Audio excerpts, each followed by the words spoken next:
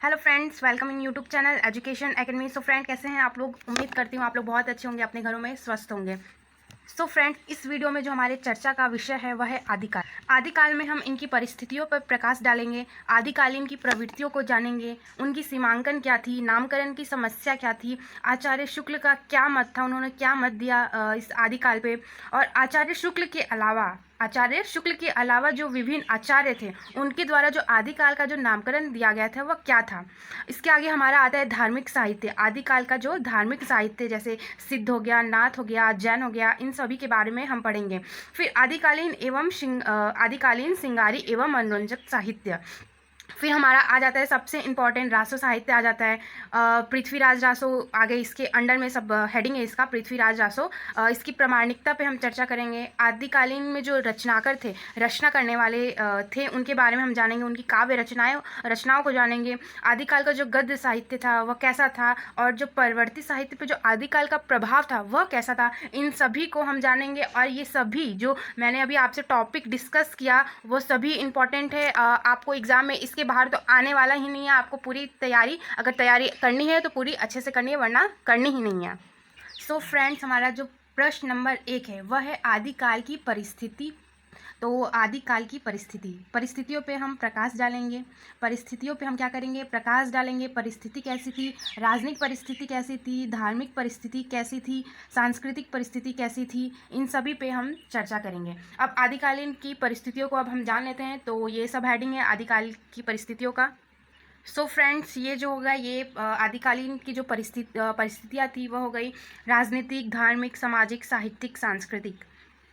तो इससे पहले हम ये देखेंगे कि किसी काल विशेष के साहित्य की जो जानकारी है वह तदयुगीन मानव समाज को समग्रतः जान सकता है। किसी काल विशेष में पाई जाने वाली जो प्रवृत्तियां हैं तत्कालीन परिस्थितियों के सापेक्ष होती है। यानी हमें जो साहित्य के प्रेरक तत्व के रूप में, इतिहास जो रहता है साहित्य के जो प्रेरक तत्व के रूप में, हम युगीन परिस्थितियों को, परिवेश को अवश्य जान लें, तभी हम जो आदिकाल की जो परिस्थितियां हैं उसके इतिहास में क्या हुआ वह जान सकते हैं। अगर हम वो जानेंगे नहीं तो हम डिफाइन भी उसे कर नहीं सकते हैं। तो ये कोई अपवाद नहीं है। इस काल में जो साहित्य की जो प्रमुख विशेषताएं उपलब्ध हो रही है वे जो तदयुगीन परिस्थितियों से विकसित हुई है। वो क्या है? तदयुगीन परिस्थिति मतलब पहले की जो परिस्थिति थी उससे विकसित हुई है। अतः जो आदिकालीन की साहित्य की जो प्रमुख प्रवृत्तियां आपको परिचित होंगे आप लोग आगे जो। तो प्रवृत्तियों को जानने से पहले हमें परिस्थितियों को जानना पड़ेगा। अगर हम परिस्थितियां नहीं जानेंगे तो हम उस काल में से उस प्रवृत्ति को बाहर नहीं निकाल पाएंगे। तो हमें परिस्थितियों को जानना अत्यंत आवश्यक है। अब इस काल में जो विभिन्न परिस्थितियों का जो आंकलन निम्न शीर्षकों के द्वारा अंतर्गत किया जा सकता है। जैसे मैंने बताया आप लोगों को कि राजनीतिक परिस्थिति हो गई, धार्मिक परिस्थिति हो गई, सामाजिक परिस्थिति हो गई, साहित्यिक हो गई तथा सांस्कृतिक हो गई। तो फर्स्ट पॉइंट है हमारा राजनीतिक परिस्थिति। इस पर हम अभी चर्चा करेंगे। तो जो राजनीतिक दृष्टि से ये जो काल था वो पूरी तरीके से युद्ध और अशांति का काल था। ये पूरी तरीके से युद्ध और अशांति का काल था। जो राजा महाराजा थे, हमारे राजा महाराजा जो थे निरंतर युद्ध के पीछे पड़े रहते थे। मतलब वो युद्ध की चाह रखते थे, एक दूसरे को पीछे करने की होड़ में हो, या तो बात हो अपने शौर्य को प्रदर्शन करने के लिए, वे कोई भी चीज़ हो। इसकी वजह से वे अपने जो आर्थिक और सामाजिक परिस्थिति है इन सभी से कमज़ोर होते जा रहे थे। और इसके आगे स्टूडेंट, अब क्या हुआ? धीरे धीरे जो विदेशी आक्रमणकारियों ने अपनी जगह बना ली। जो क्या था? विदेशी आक्रमणकारियों ने अपनी जगह बना ली, और इनसे जो आम लोग थे, आम जनता थी, उससे कोई फ़ायदा नहीं हुआ। हर तरफ से, दोनों तरफ से आम जनता को घाटा तथा नुकसान था। तो हम ये कह सकते हैं कि जो राजनीतिक दृष्टि से ये जो काल था, राजनीतिक परिस्थिति थी, वह युद्ध और अशांति का काल था। सो अगला टॉपिक जो है वो है धार्मिक परिस्थिति। धार्मिक परिस्थिति कैसी थी? अब फ्रेंड्स, 6वीं शताब्दी तक देश का जो वातावरण था वह पूरी तरीके से शांत था। पूरी तरीके से नहीं, पर हाँ शांत था। विभिन्न धार्मिक संप्रदायों में मेलजोल बढ़ने लगा था। वैज्ञानिक, मूर्ति पूजा, धर्म पूजा एक साथ चल रही थी। क्या था? धर्म पूजा, मूर्ति पूजा, वैज्ञानिक सब एक साथ चल रही थी। और 7वीं शताब्दी तक देश की जो धार्मिक परिस्थिति पर पूरी तरीके से जो है परिवर्तन आने लगा। और इस समय जो आलंबर और नावंबर थे, और दक्षिण भारत से उत्तर भारत की ये लोग दक्षिण भारत से उत्तर भारत की ओर जो आलंबर और नावंबर आए थे, उनकी ओर से एक आंदोलन लेके आया ह्वेनसोंग। ह्वेनसोंग क्या था, एक चीनी यात्री था। इसने क्या किया, दक्षिण भारत पर यात्रा की और तब उसने देखा कि जो बौद्ध धर्म है उसका पतन हो चला है, अर्थात जो धार्मिक रूप से ये जो बौद्ध धर्म है वो कमज़ोर होते गया है, कमज़ोर होते गया है। और वहाँ पे जो बौद्ध धर्म है उस बौद्ध धर्म की जगह शैव और जैन ने ले ली। और जो धर्म जो साधना थी, भारतीय धर्म साधना थी, उसमें पूरी तरीके से उथल पुथल मची हुई थी। लोग तंत्र मंत्र, जादू टोना एवं चमत्कार पर वो करते थे, विश्वास करते थे। वे सोचते थे देश का जो महामारी फैल रही है या मान लो बारिश नहीं हो रही है, तो वे क्या करते थे, वो कोई साइंस नहीं लगाते थे, वो लोग साइंस नहीं लगाते थे, वो लोग बस यज्ञ के द्वारा इसे टालना चाहते थे। यानी वे सोचते थे, मतलब उनके अंदर इतना सुपरस्टिशन था कि मतलब वो लोग सोचते थे जो यज्ञ है उनकी वजह से ये सब कुछ चल सकता है। हाँ, कहीं कहीं अभी भी कुछ कुछ लोग इसको मानते हैं, पर ये पूरी तरीके से सही नहीं जान पड़ता है। और जो धार्मिक परिस्थिति के आते आते हमारे जो कुछ रचनाकार हो गए, जैसे स्वयंभू हो गए, पुष्पदंत जी हो गए, हेमचंद्र जी हो गए, धनपाल जी हो गए, ये अनेक कवियों ने अपनी रचनाएं जैन राजाओं के संरक्षण में ली। और ये जो धार्मिक परिस्थिति है उसमें ये कहना समीचीन होगा कि जो धार्मिक दृष्टि से जो आदिकालीन का जो वातावरण था वह अत्यंत दूषित था। जनता असंतोष, क्षोभ, भ्रम से ग्रसित थी। क्या थी? जनता क्षोभ, भ्रम, असंतोष से ग्रसित थी। आदिकाल जो साहित्य है इसमें जो मानसिकता के अनुरूप जो खंडन मंडन, हठ योग, वीरता एवं श्रृंगार परक रचनाओं को हम इसमें देख सकते हैं।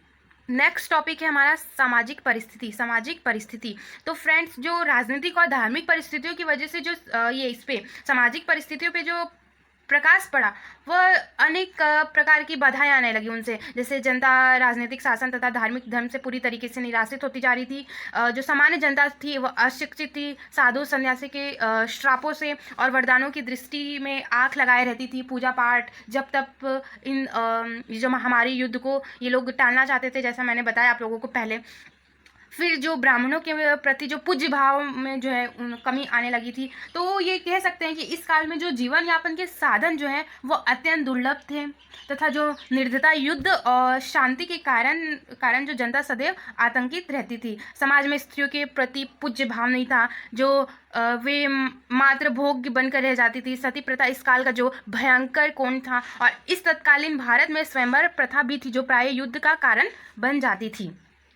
जो अब हमारा जो नेक्स्ट है वह है साहित्यिक परिस्थिति। साहित्यिक परिस्थिति इसमें क्या है कि इसमें जो साहित्यिक परिस्थिति में 3 धाराएं बह रही थी। वह क्या था? पहला तो है परंपरागत संस्कृति साहित्य की जो रचनाएं हो रही थी। दूसरा है प्राकृतिक अपभ्रंश भाषा में प्रभुत साहित्य का जो सृजन जैन कवियों द्वारा हो रहा था। और हिंदी में लिखे जाने वाले साहित्य का भी सूत्रपात हो रहा था। यानी इसमें 3 रचनाएं बह रही थी, एक तो संस्कृत, दूसरा प्राकृतिक अपभ्रंश, तीसरा क्या है? हिंदी।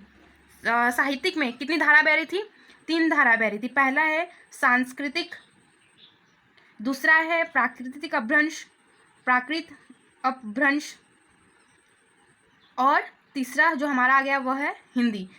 अब क्या है, इस काल में जो संस्कृत साहित्य के अंतर्गत पुराणों एवं स्मृतियों पर टिकाएं लिखी जा रही थी। संस्कृत साहित्य के अंदर पुराण आ गया, स्मृतियां आ गई, उन पे ग्रंथ लिखे जा रहे थे। टिकाएं मीन्स हो जाता है स्टूडेंट्स ग्रंथ, ठीक है। तो जो ज्योति एवं काव्य शास्त्र पर अनेक मौलिक ग्रंथों की जो रचना की गई थी। इस काल में जो अपभ्रंश जो मुख्यतः धर्म की भाषा बन गई थी, जो अपभ्रंश है वह धर्म की भाषा बन गई थी। उस समय जो जैन कवि ने अपने रूप प्रस्तुत किए थे वो बेहद अपनी मौलिकता एवं साहित्य के कारण उच्च कोटि का है। मतलब उस टाइम जो प्राकृतिक अपभ्रंश में जो भाषाएं ग्रंथ लिखे जा रहे थे, टिकाएं लिखी जा रही थी, उसमें जो जैन साहित्य का जो ग्रंथ है वह उच्च कोटि का कहा जा सकता है कि वो अच्छी होंगी, ठीक है। फिर हो जाता है हमारा सांस्कृतिक परिस्थिति। सांस्कृतिक परिस्थिति में क्या है कि सम्राट हर्षवर्धन के समय जो भारत में अपने सांस्कृतिक दृष्टि से अपने शिखर पर था। मतलब हाँ, जो उस टाइम जो परिस्थिति थी थोड़ी बहुत सही थी। हिंदू धर्म और जो सांस्कृतिक राष्ट्रवादी व्यापारी जो एकता का आधार था, किंतु वे लोग कहीं ना कहीं जो है मुस्लिम से प्रभावित होते जा रहे थे। तो जो मुस्लिम आक्रमणकारियों ने अपने संकीर्ण दृष्टिकोण से प्रेरित होकर जो धर्म मान्यता की भावना से प्रेरित होकर जो भारतीय संस्कृति के जो मूल स्रोत हैं, जैसे आगे मंदिर आ गए, मठ आ गए, विद्यालय आ गए, उन सभी को जो मुस्लिम आक्रमणकारी थे उन्होंने नष्ट करने का पूरा प्रयत्न किया।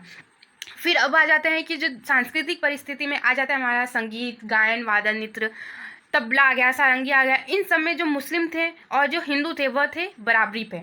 तो कहा जा सकता है कि जो आदिकालीन की जो भारतीय संस्कृति निश्चित रूप से हर्षान्वित थी। यह निष्कर्ष निकाला जा सकता है सांस्कृतिक परिस्थितियों के लिए कि जो सांस्कृतिक परिस्थितियों, जैसा मैंने आप लोगों को बताया अभी कि जो मुस्लिम और हिंदू धर्म का जो सूत्रपात हो रहा था वह बराबरी का था सांस्कृतिक परिस्थितियों में। तो स्टूडेंट, ये जो पहला क्वेश्चन है हमारा आदिकाल की परिस्थिति ये कंप्लीट होता है। And the second question is आदिकाल की प्रवृत्तियाँ। सो स्टूडेंट्स, जो हमने परिस्थितियों के बारे में पढ़ा, परिस्थितियों को जानने के बाद हम उनकी प्रवृत्तियों पर प्रकाश डालेंगे, क्योंकि प्रवृत्तियों को पढ़ने के लिए परिस्थितियों को जानना अत्यंत आवश्यक है। सो डियर स्टूडेंट, अब क्या है, क्वेश्चन लिखते हैं। प्रश्न नंबर 2, प्रश्न नंबर आदिकाल की सामान्य प्रवृत्तियाँ। आदिकाल की सामान्य प्रवृत्तियों को जानने से पहले इसके कुछ टॉपिक्स हैं, इसके कुछ सब हेडिंग्स हैं। तो इससे भी जानने से पहले हम जो आदिकाल के साहित्य में जो उपलब्ध होने वाली जो प्रवृत्तियां थीं तत्कालीन परिस्थितियों के संदर्भ में देखी जानी चाहिए। इस काल में जो रासो साहित्य की जो रचना हुई, जैन साहित्य या अपभ्रंश भाषा में लिखा गया। जैन साहित्य जो इसके पहले वाले टॉपिक में मैं आप लोगों को बता चुकी हूँ, जो जैन साहित्य है वह उच्च कोटि की रचना मानी गई। एंड जो साहित्यिक परिस्थिति में 3 धाराएं बह रही थी, पहला तो है सांस्कृतिक, दूसरा है प्राकृत अपभ्रंश, तीसरा हिंदी। तो प्राकृत अपभ्रंश में जैन साहित्यिकों की जो रचना हो रही थी वह अत्यंत उच्च कोटि का माना गया, अत्यंत उच्च कोटि की टीकाएं मानी गई। तो जो जैन साहित्य है वो अपभ्रंश भाषा में लिखा गया और अतः उसे जो आधारभूत सामग्री के रूप में प्राप्त नहीं कर सकते। अब जो रासो साहित्य है इसकी जो आदिकालीन की प्रमुख प्रवृत्तियां कहना समीचीन प्रतीत होता है, क्योंकि जो रासो ग्रंथ है उसमें बहुत सारे ग्रंथ कालांतर में परिवर्तित एवं परिवर्धित हुए, तथापि उसका जो मूल रूप आदिकाल में रचा गया। इन ग्रंथों में जो पाई जाने वाली सामान्य प्रवृत्तियों का विवेचन निम्न शीर्षकों के अंतर किया जा सकता है। तो अब हम लोग पहुंच गए इसके सब हेडिंग्स के पास, मतलब निम्न शीर्षकों के पास। तो पहला जो है वह है ऐतिहासिकता का अभाव। मैं एक एक डिटेल में बता के चल रही हूँ, तो मैं एक साथ सारे सब हेडिंग्स नहीं लिखूंगी। तो पहला जो है हमारा ऐतिहासिकता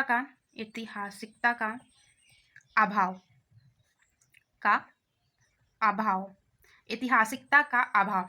इसमें क्या था कि जो first of all dear student, ऐतिहासिकता का अभाव, इस हेडिंग को पढ़िए और जानिए कि ये है क्या, इसका मतलब क्या है। ऐतिहासिकता का अभाव मीन्स ऐतिहासिक या इतिहास में कमी। इसमें क्या था कि जो इतिहास थे उनकी जो रक्षा नहीं की गई है। कह सकते हैं इसमें तथ्य कम है और कल्पना अधिक है। इसके फलस्वरूप अनेक जो ऐतिहासिक भ्रांतियां उत्पन्न होती हैं। आप लोग डेली लाइफ में यूज़ करते होंगे, हाँ इसे गलत फहमी हो गई भाई। तो ये जो भ्रांतियाँ हैं वही है क्या, गलत फहमी। तो इसमें क्या था, तथ्य कम था, कल्पना अधिक थी, तो क्या हो गया, गलत फहमी। एंड जो इस ग्रंथ के जो रचयिताओं ने जो वर्णन किया वे उस समय के जो इतिहास से मेल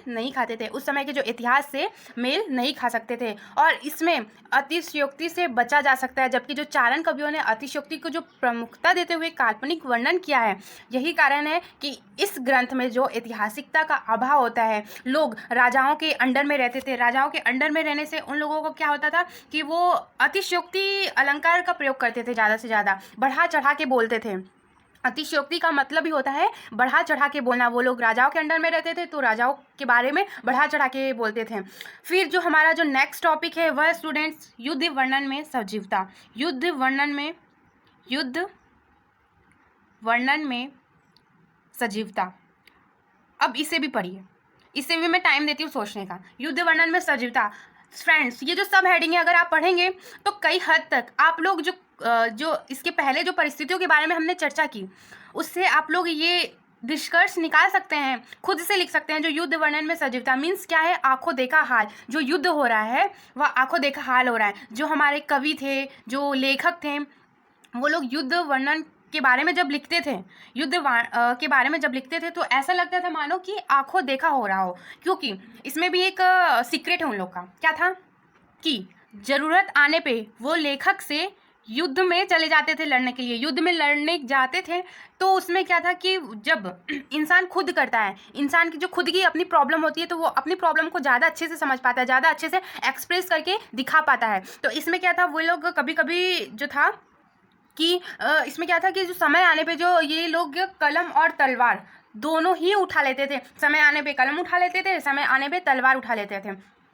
तो इसमें जो युद्ध वर्णन में जो कुछ कहा गया है वह वास्तविक रूप से देखा जा सकता है, मानो आंखों देखा हो रहा हो।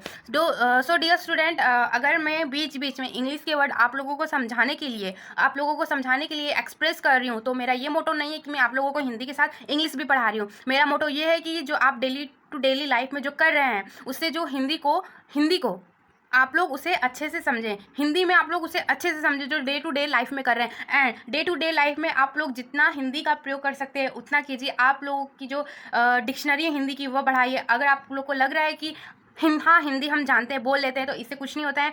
हिंदी में बहुत सारे व्याकरण हैं जो आप लोग अशुद्ध करते, ध्यान देने पे आप लोगों को पता चलेगा। मैं भी दे रही हूँ, मैं भी इतनी प्रोफेशनल नहीं हूँ कि मैं इतना अच्छे से एक्सप्रेस कर पाऊँ, पर हाँ जहाँ तक मैं आपको नॉलेज दे सकती हूँ, हाँ मैं दे रही हूँ। तो जो हमारा थर्ड टॉपिक है वह है प्रामाणिकता में संदेह। प्रामाणिकता में संदेह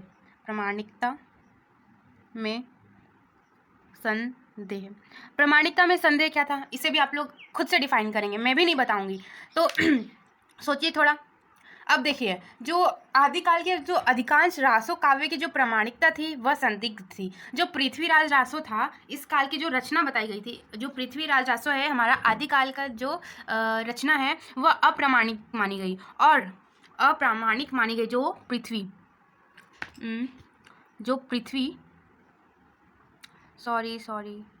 पृथ्वीराज रासो है वह क्या थी, अप्रामाणिक मानी गई। जो पृथ्वीराज रासो है हमारा उसे अप्रामाणिक माना गया। और खुमान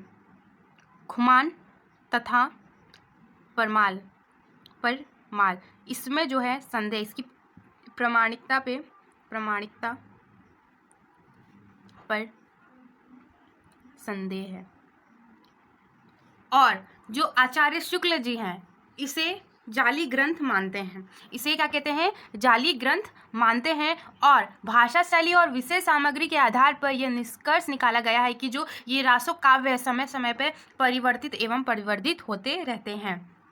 स्टूडेंट्स, अब हमारा जो नेक्स्ट है वह है वीर एवं श्रृंगार रस की प्रधानता। वीर एवं श्रृंगार रस की प्रधानता। So the fourth point is वीर रस की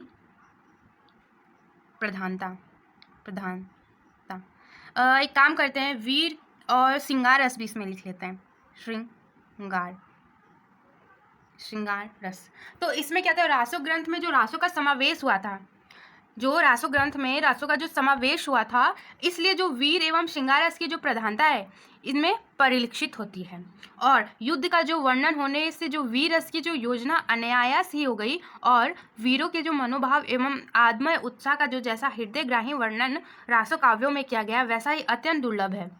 अब जो पृथ्वीराज रासो में ऐसे अनेक मर्म स्पर्शी स्थल है जहाँ वीर रस का पूर्ण परिपारक हुआ है।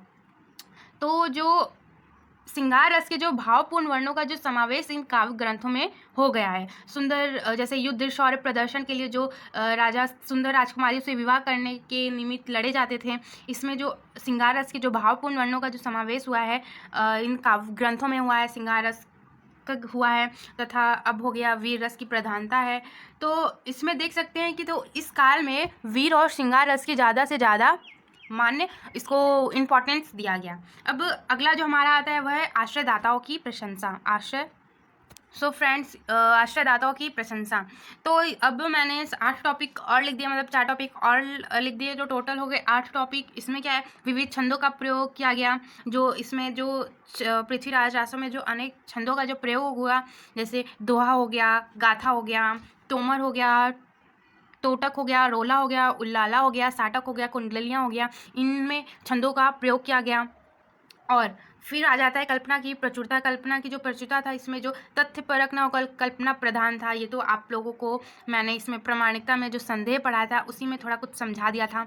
तो इसमें जो है रासो काव्य में जो संभावना और कल्पना की को जो अधिक बल दिया गया और क्या किया गया, तथ्यों पर कम।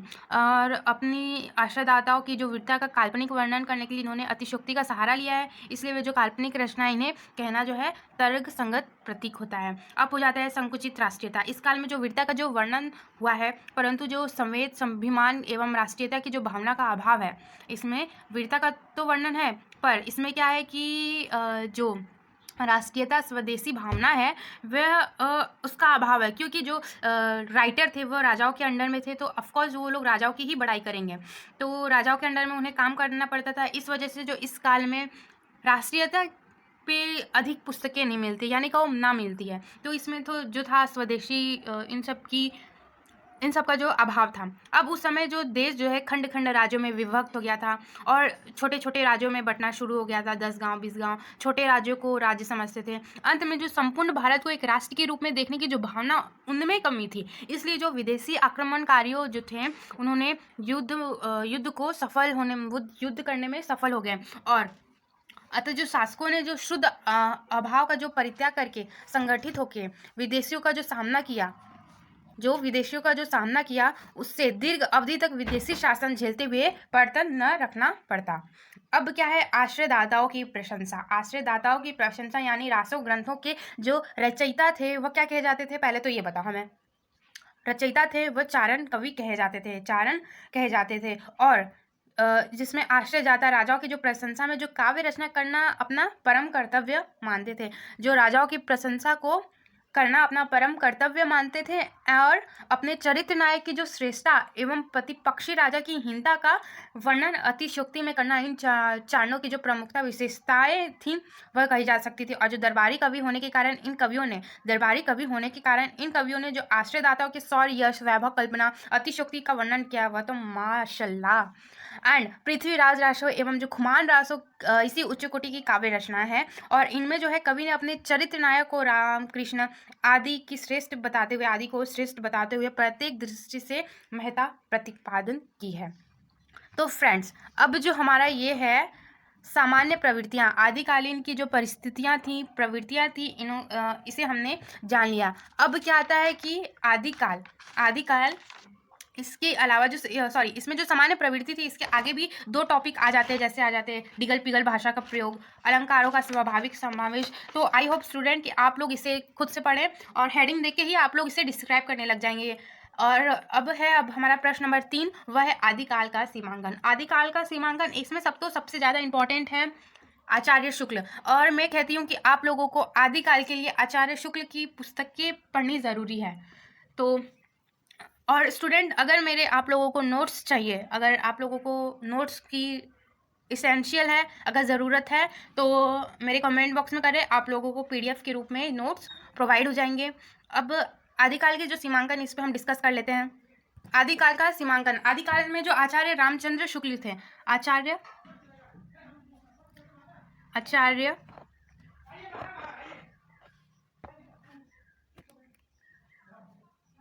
रामचंद्र शुक्ल, तो आचार्य रामचंद्र शुक्ल जी जो थे उन्होंने सरहपाद को हिंदी का जो प्रथम कवि मान लिया। सरहपाद को आचार्य रामचंद्र शुक्ल ने क्या किया, प्रथम कवि मान लिया और इसकी जो सीमा निर्धारित की वह है 8वीं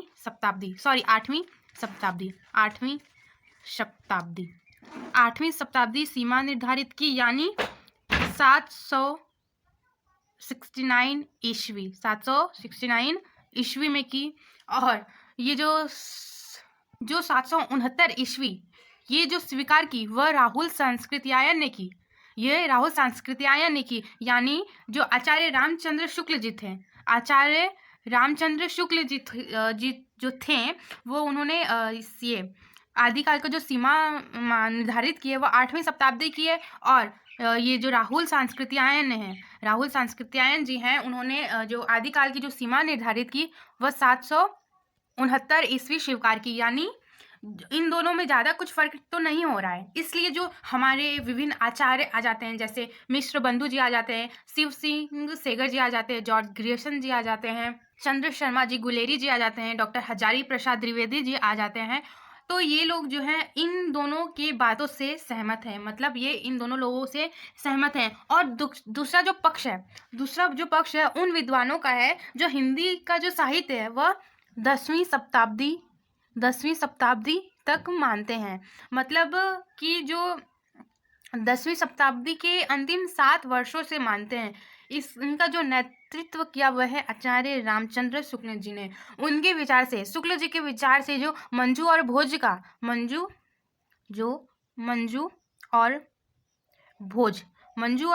का समय था वह 993 ईस्वी था। और मंजू और भोज के समय से जो पुरानी हिंदी का प्रयोग शुद्ध साहित्य में हो रहा था, पुरानी हिंदी का जो प्रयोग हो रहा था वह शुद्ध साहित्य में था, यानी कि 993 ईस्वी से पहले हिंदी का उद्भव हो चुका था और इस ईस्वी में वो शुद्ध रूप से बोला जाने लगा था। शुक्ला जी हैं पुरानी हिंदी को जो उन्होंने क्या कहा, प्राकृतिक भाषा हिंदी। ये बहुत इंपॉर्टेंट क्वेश्चन है आप लोगों को कि जो प्राकृतिक भाषा हिंदी, पुरानी हिंदी को प्राकृतिक भाषा हिंदी किसने कहा, तो वह है आचार्य रामचंद्र शुक्ल जी। तो पुरानी हिंदी को प्राकृतिक भाषा हिंदी किसने कहा, वह है शुक्ला जी। आचार्य रामचंद्र शुक्ल जी ने पुरानी हिंदी को प्राकृतिक भाषा हिंदी कहा। स्टूडेंट, मैं ये बार बार बोल रही हूँ आपको, ये जो पॉइंट है मैं बार बार बोल रही हूँ इसलिए क्योंकि ये आदिकाल में ही ऐसा चीज़ है कि अपभ्रंश और अवहट के बीच में किसने क्या बोला, तो पुरानी हिंदी को देसी भाषा किसने कहा, पुरानी हिंदी को प्राकृतिक भाषा हिंदी किसने कहा, तो इससे जो है इन सब में आपको बहुत कन्फ्यूज़न होगा, इसलिए मैं ये बार बार बोल रही हूँ ताकि ये आप लोगों को यहीं पे याद हो जाए। अब इन्होंने जो 12 ग्रंथों के आधार पे जो आदिकाल का नाम वीर गाथा नाम दिया, वो कैसे दिया, तो आइए इसे जानते हैं। तो स्टूडेंट्स, ये जो है आचार्य रामचंद्र शुक्ल के द्वारा दिया गया 12 ग्रंथ, जिसमें जो ऊपर के जो 4 ग्रंथ हो गए, विजयपाल रासो, हमीर रासो, कीर्तिलता, कीर्ति पताका, ये जो 4 ग्रंथ हैं, 4 कृतियां हैं, वह उन्होंने अपभ्रंश की बताई। और जो बाकी जो 12 जो है वह देसी भाषा काव्य यानी आम चाल की जो बोलचाल की जो प्रसिद्ध 8 पुस्तकें वे इसे बतलाते हैं। एंड स्टूडेंट, और ये जो सभी पुस्तकें थी इनका जो वर्गीकरण वो सरहबा, देवसेन यानी आदि कवियों पर परिचय देते हैं। अतः वे स्वयं भी वीर गाथा काल से संबोधित आदिकाल की सीमा सरहपाद के पीछे तक मानते हैं। अब जिस प्रकार जो हिंदी साहित्य के आदिकाल की सीमा विवादग्रस्त रही, किंतु इस सत्य से अप्रत्यक्ष ही सही आचार्य रामचंद्र शुक्ल भी सहमत रहे कि सिद्ध और जो जैन कवि की कई रचनाओं को बाहर नहीं निकाला जा सकता, उसी प्रकार जो अंतिम जो सीमा थी वह विवादग्रस्त रही। और जो हिंदी साहित्य के जो इतिहास का जो काल विभाजन करने वाले प्रथम इतिहासकार कौन है, जॉर्ज ग्रियर्सन। जो हिंदी काल विभाजन करने के पहले इतिहासकार है कौन है, जॉर्ज ग्रियर्सन। उन्होंने जो आदिकाल की जो समय सीमा निर्धारित की वह क्या थी, 1400 ईस्वी तक मानी, यानी ग्रियर्सन इन्होंने आदिकाल की समय जो निर्धारित की वो 1400 ईस्वी। और हमारे मिश्र बंधु जी आ जाते हैं, उन्होंने 1389 ईस्वी में स्वीकार किया आदिकाल की समय सीमा। और हमारे शुक्ला जी आप लोगों को पता होगा वह 1318 में सीमा निर्धारित की। फ्रेंड्स, अब आप देखेंगे कई बुक्स आप पढ़ते हैं तो उसमें संवत आ जाता है, तो संवत आने से आप लोगों को बिल्कुल हिचकिचाना नहीं है, उसमें 57 माइनस कर देंगे तो आप लोगों को वो चीज़ ईस्वी में आ जाएगी, कन्वर्ट हो जाएगी। तो अब क्या है स्टूडेंट, जो डॉक्टर रामकुमार वर्मा जी हैं वह शुक्ला जी से सहमत हैं। अन्य इतिहासकार भी अधिकांशतः शुक्ला जी ने जो विद्यापति का जो आदिकाल के अंतर्गत रखा है, विद्यापति को जो आदिकाल के अंतर्गत रखा है वह 1375 से 1418 ईस्वी के मध्य रखा है। मतलब ये आदिकाल के बीच की सीमा है, इसमें विद्यापति को रखा है, विद्यापति का जो रचना काल रखा है वह इसके अंडर में रखा गया है। और इस दृष्टि से जो आदिकाल की जो समय सीमा हुई, अंतिम समय सीमा निर्धारित हुई, वो कितनी हुई, 1418 समय सीमा, अंतिम समय सीमा निर्धारित हुई। किंतु इसमें भी संदेह नहीं है कि जो भक्ति काल में जिन प्रवृत्तियों का विकास हुआ उनकी भूमिका विद्यापति के पूर्ण हो चुकी थी। अतः विद्यापति की जो 14 शताब्दी में रखकर अर्थात भक्ति काल में रहकर शताब्दी के मध्य को आदिकाल की अंतिम सीमा मानना ही समीचीन होगा। विद्यापति को अगर हम विद्यापति को अगर हम भक्ति काल में रखते हैं और आदिकाल में भी रखना चाह रहे हैं तो हमें उसे अंतिम सीमा में रखना होगा ताकि वो भक्ति काल में भी आ जाए और आदिकाल में भी आ जाए। दूसरे शब्दों में जो आदिकालीन 1318 ईस्वी शुक्ल जी द्वारा निर्धारित समय के बाद भी 2-3 दशाब्द तक आदिकाल साहित्य सामग्री का प्रचार प्रसार माना जा सकता है। सो स्टूडेंट, आज का लेक्चर यहीं पे ख़त्म होता है एंड मैं चाहूँगी कि इस वीडियो को देखने के बाद आप लोग खुद से पढ़ें तो आप लोगों को क्या होगा कि समझ में आएगा, ज़्यादा से ज़्यादा समझ में आएगा। मैं जो पढ़ा रही हूँ उससे ज़्यादा आप लोगों को समझ में आ जाएगा, क्योंकि मैं स्टूडेंट चाहती हूँ आप लोग खुद से मेहनत करें। And lastly, thanks for watching my videos. Thank you very much.